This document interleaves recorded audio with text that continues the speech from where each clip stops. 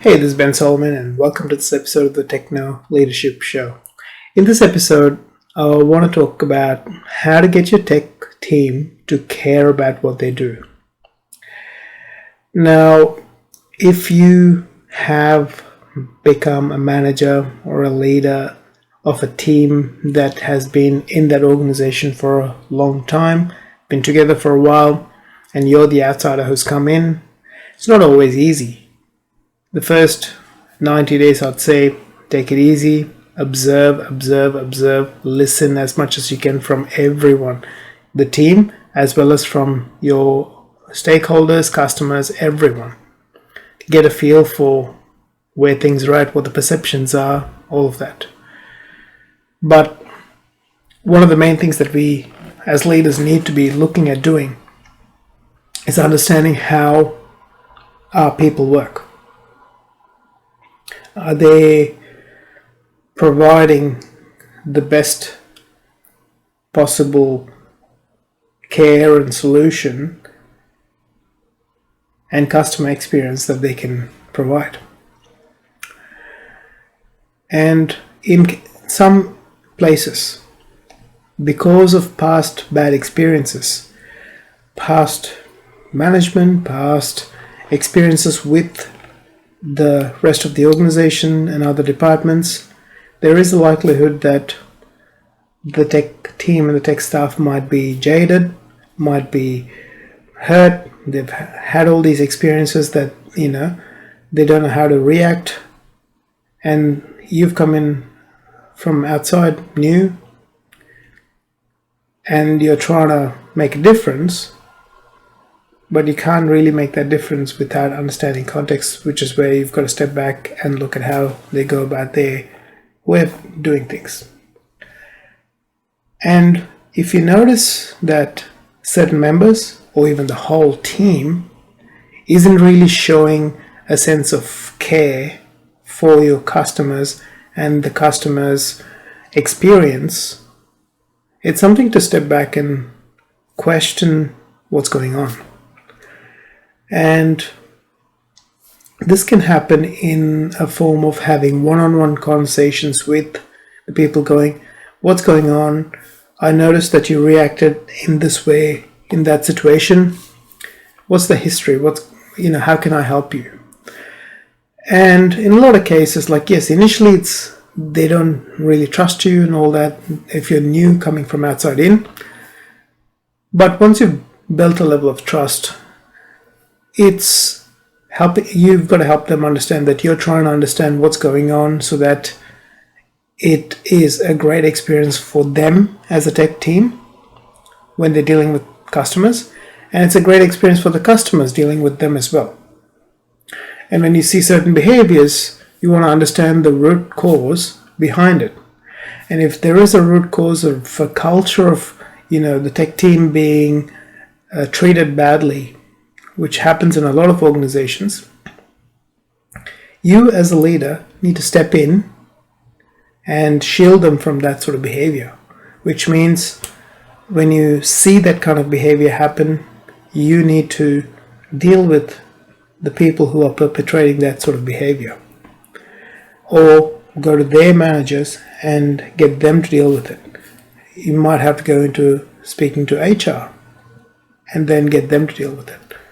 At the end of the day, our jobs as managers and leaders of technical teams or other teams is, one, protecting and shielding our team from unsavory characters, unhelpful behaviors, and disrespectful and abusive kind of behaviors.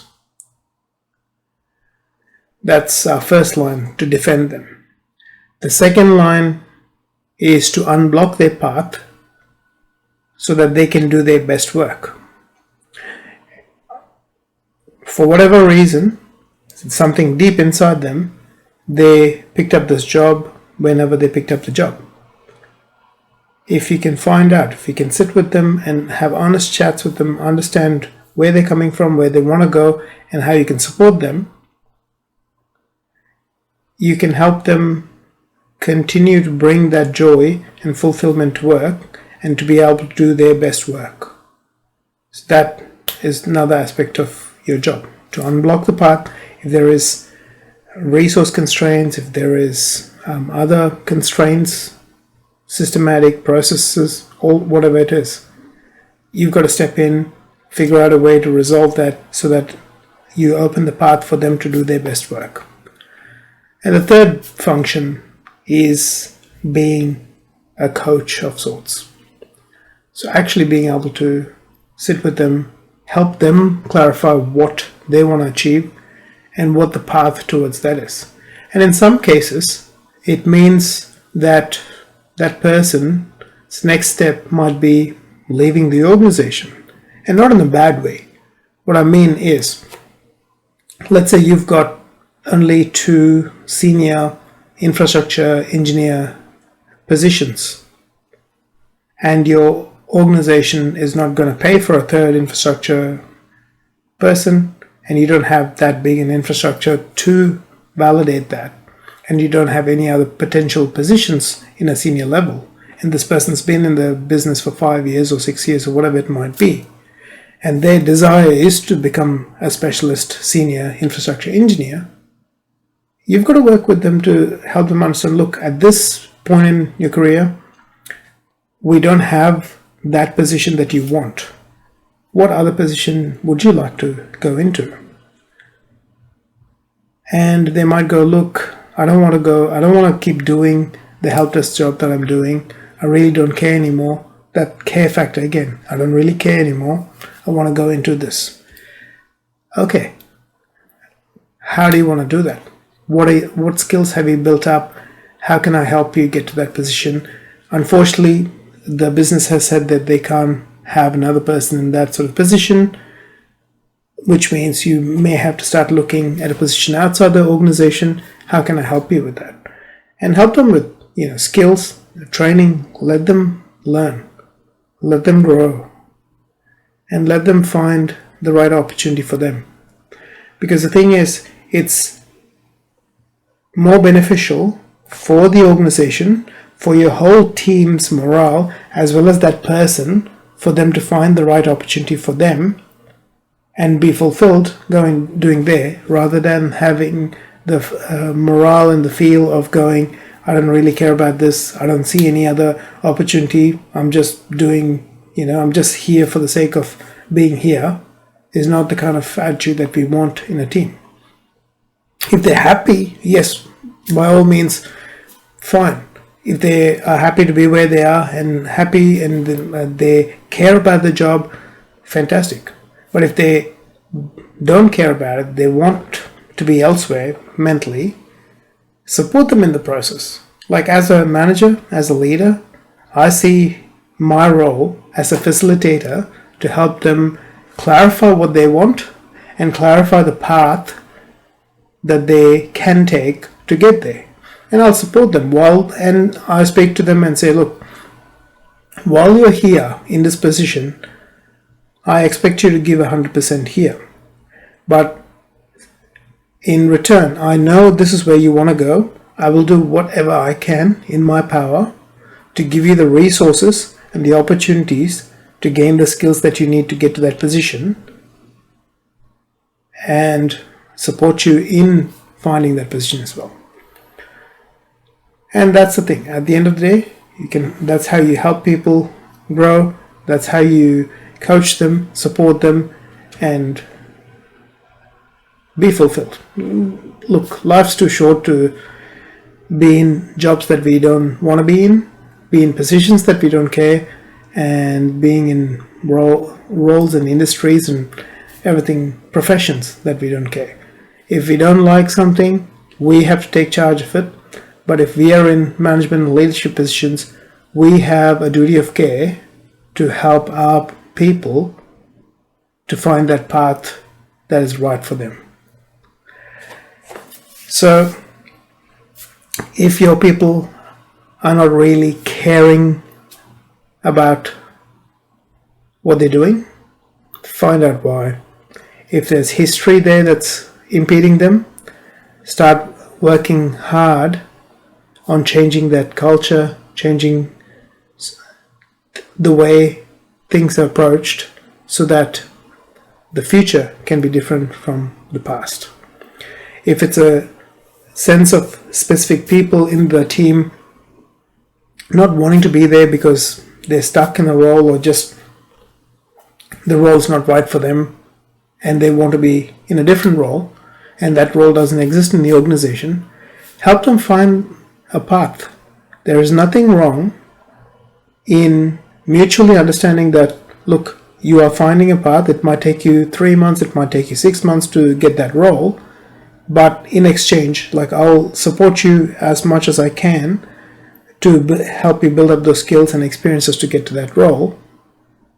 But while you're here, I also want you to care about the job that you do, care about the customers that we have, and give them the great experience that we need to be giving them. So working with them and understanding those aspects is very, very important. And then the long-term thing for really building up a care factor is a vision. Once you've had an opportunity to settle in to the business, into the role, to understand the happenings and how everything works, how everyone works, and the dynamics in the business, the next thing to do is to set a vision that everyone in your team is on board and is excited by and inspired by. And when that inspiration and excitement is there, there's a natural desire and care factor that comes out of that inspiration to do the best possible work that we can do so that we can have the best possible impact on the customer experience and the experience of overall the technology gives to the business and to its customers. So being vision driven is the ultimate thing. Sometimes you have to start with the little things in between, but the ultimate true inner driving force is vision that inspires and excites people to want to be there, to care, to do their best work. So hopefully that's helped you out with a short-term, mid-term, and a long-term sort of solution, and the main issues and main things to think about and work with. And I wish you all the best in your journey as a tech professional, manager, and leader. If you like this episode, please hit the like button. If you haven't subscribed yet, please hit the subscribe button so that you're notified of future episodes as I release them. Have a fantastic day, and I'll talk to you soon. Take care.